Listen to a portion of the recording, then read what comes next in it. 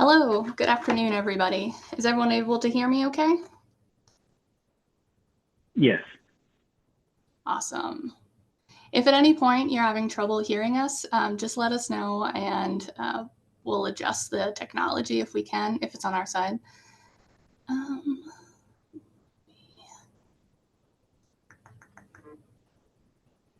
just going to go ahead and share our screen here.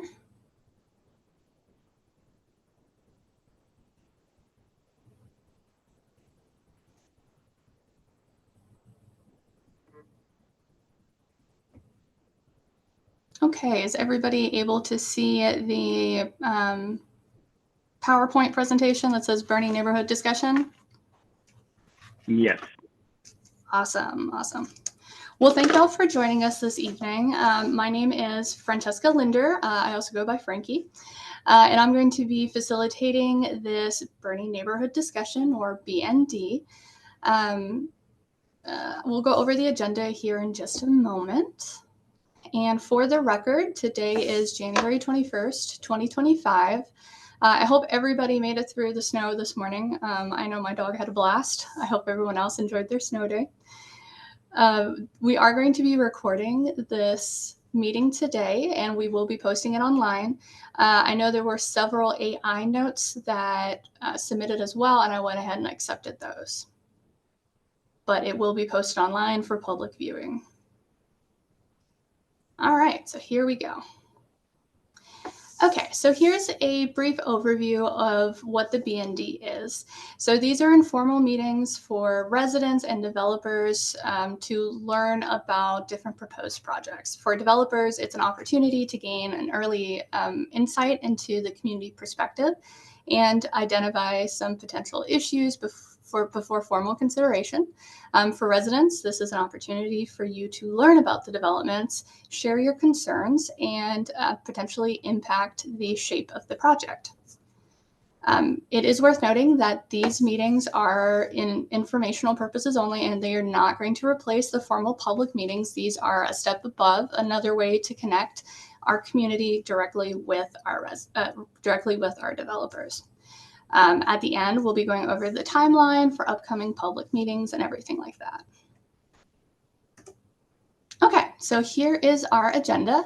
So I'm going to briefly introduce the project, go over what it is they're requesting, and then there will be a presentation by the applicant / developer, and then it'll be time for an open discussion, any feedbacks, Q&A, that kind of stuff. And then we'll go over the next steps, those timelines I was just mentioning.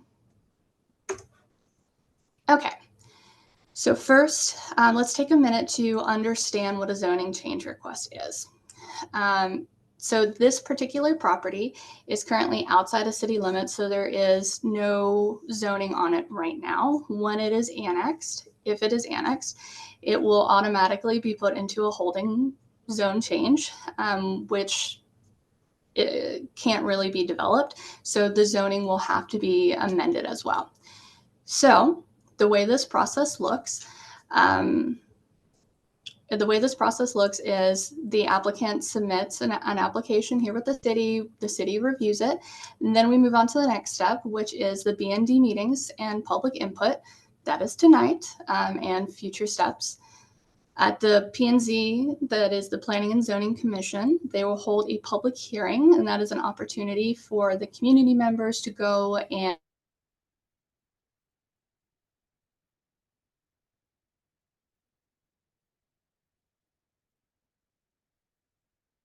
Planning and Zoning Commission will make a recommendation. They will hold an additional public hearing, and they will decide what the final action is. Additionally, they do have 2 readings on top of that, but they have 1 public hearing. So what is zoning? Here at the top, you can see we have a very long list of different factors that zoning is made to consider or to protect, and I'll just highlight a few of them because we have quite a few listed here. So that would be to promote health and general welfare, safeguard natural resources, and prevent overcrowding of land. Zoning districts often govern the height, design, and use of buildings, as well as the land uses within that specific area. Okay. All right, so now we're going to talk about our specific property today. So the address for this is 727A Johns Road, and it is actually located off the access way between Johns Road and Hampton Way, cul-de-sac right here. As I mentioned, this is currently outside of city limits, so they have requested that the parcel be annexed into the city of Boerne, as well as requesting the rezoning to R3D, which is duplex residential. Here is the current zoning map of the property. So what you see here, this pink, is called an overlay district. And this is the Scenic Interstate Corridor Overlay District. This will be put in place on the property as well as the base zoning district, which is what they've requested, that R3D duplex residential district. You can see that this pink goes all the way along Interstate 10, Interstate 10, as well as the neighborhood to the south. The neighborhood to the south is zoned R2M. The apartments to the north of this tract is R4L, and the commercial to the west is C3.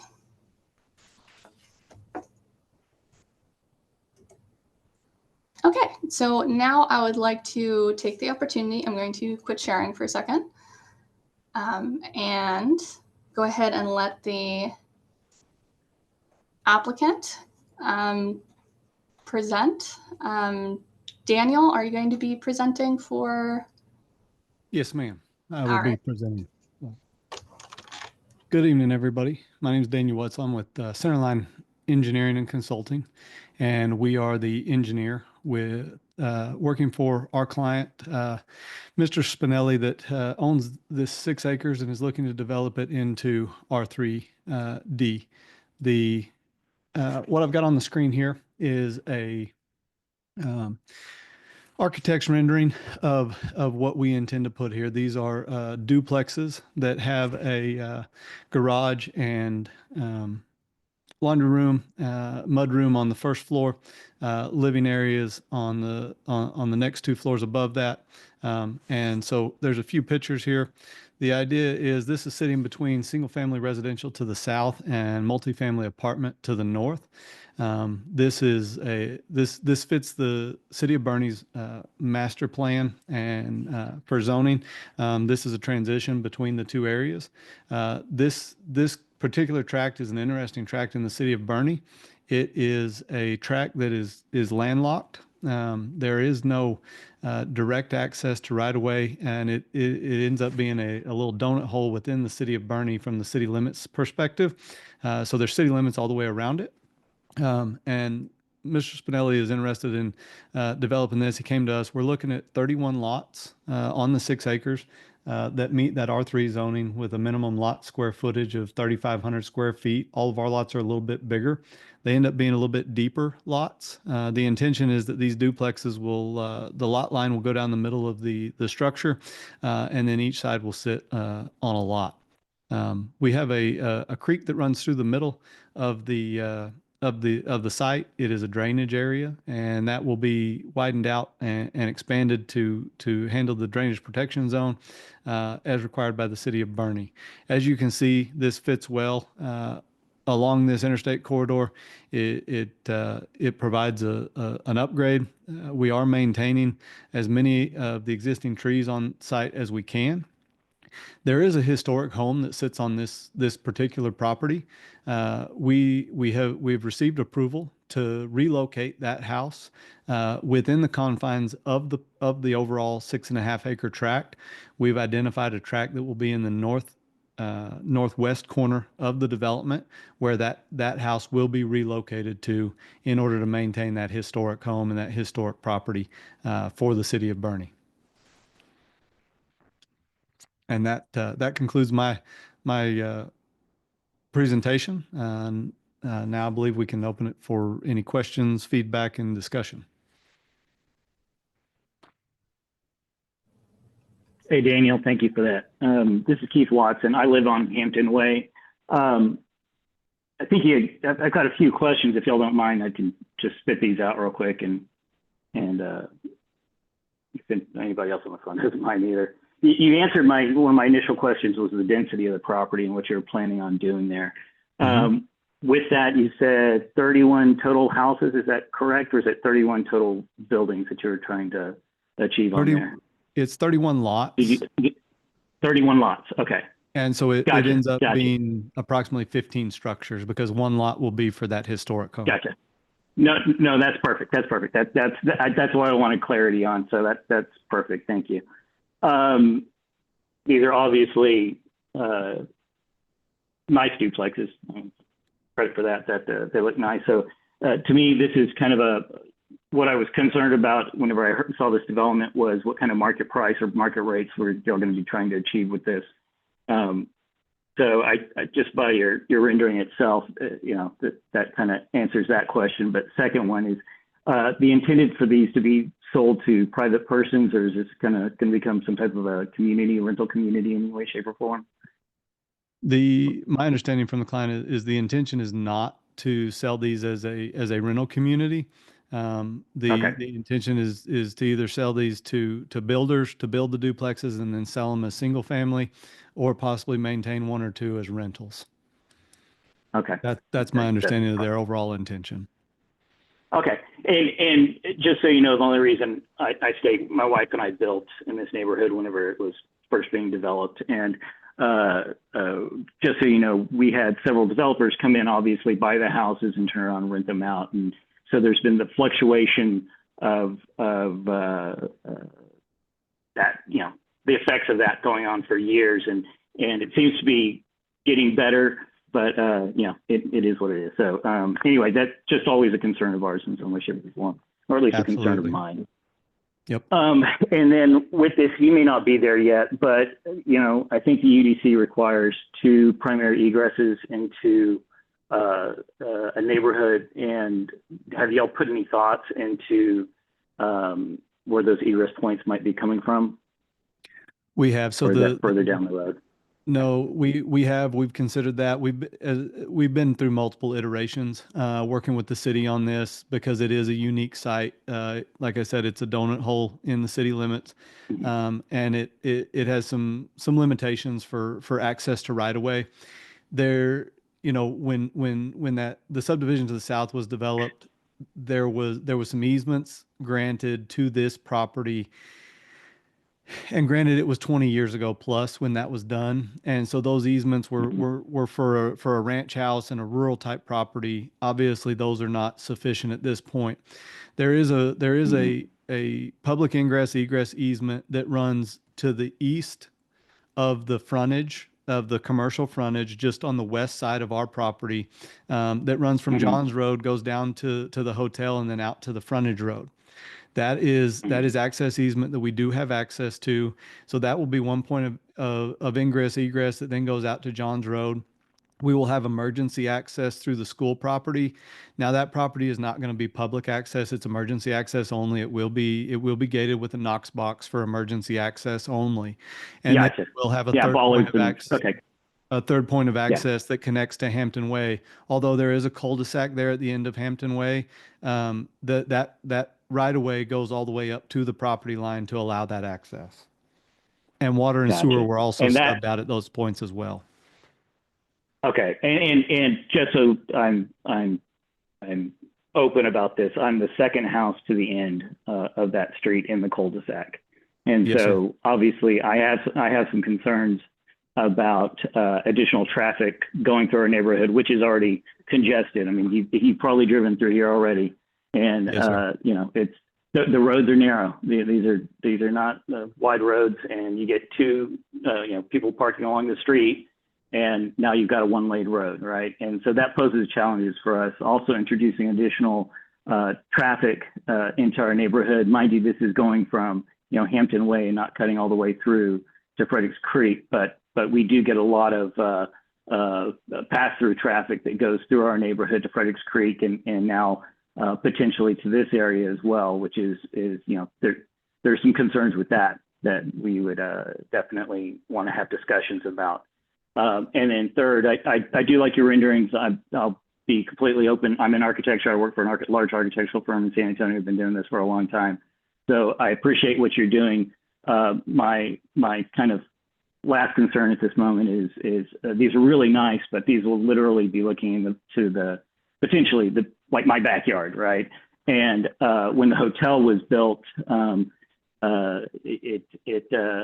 sure y'all will be more sensitive than the hotel that's built right there off of right next to our neighborhood. But it went right up to people's houses, 5 feet away from their property line or 10 feet or whatever it is, and it's a tough sell. Now, mind you, you're not doing a hotel here, so I appreciate that.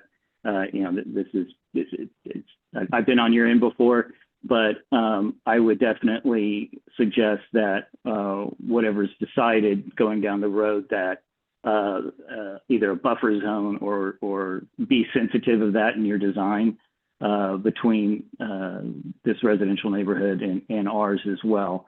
But ultimately, it goes back to my concern about that egress point from the cul-de-sac. I can go into, is it going to impact my house, right? From a personal standpoint, from the viability. I'm in a cul-de-sac that's no longer a cul-de-sac that I bought, the property, wanting it to be a cul-de-sac, and we like it living here. Now we have traffic passing through, so I've got concerns about that.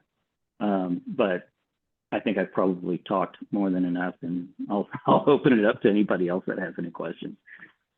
No, I appreciate those concerns. We've had those conversations with the city of Boerne about that hotel and some of those complaints and some of those issues.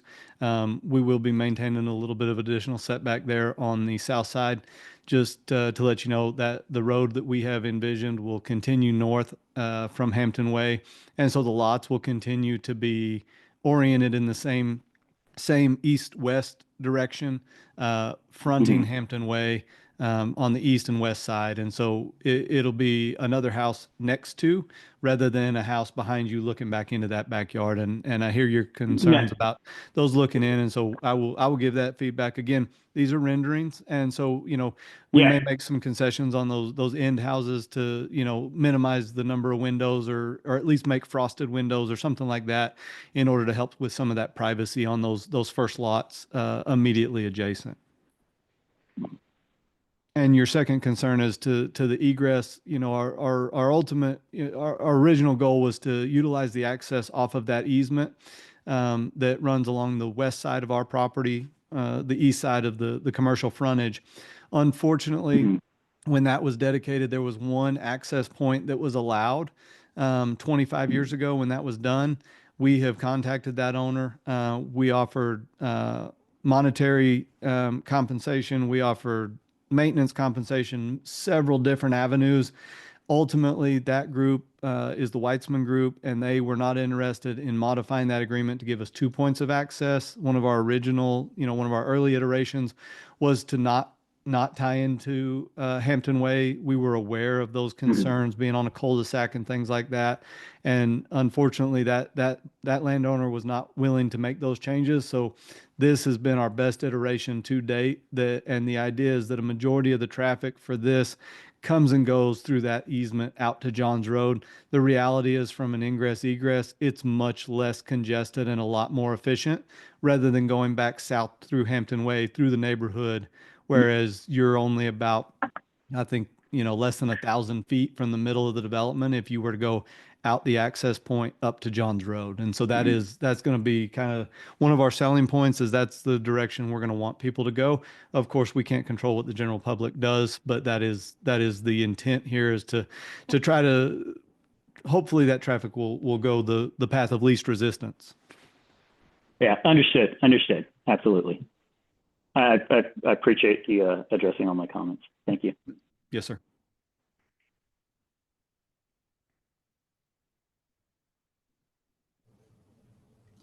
Does anybody else have any questions or comments they want to share?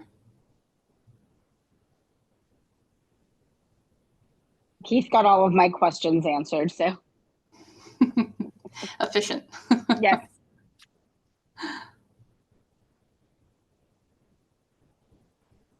Okay, anybody else?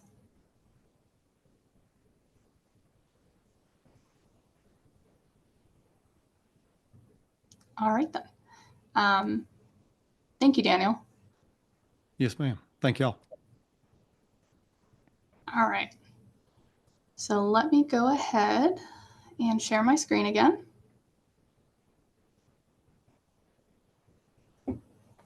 All right. Okay, so next steps going forward from this.